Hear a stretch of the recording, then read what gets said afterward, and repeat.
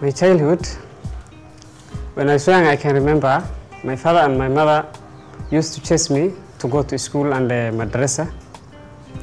I wanted to go to other places like where children are playing most. And why? Because I was not knowing the importance of education.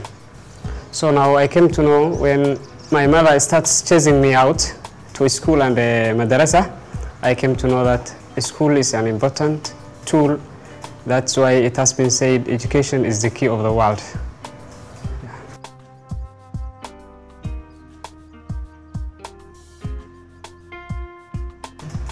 It is important to me, like now, and you have seen a lot of people who are working in different agencies. So I want to be part of those ones. And when I go back to my motherland, I want to become president or a minister or whatever.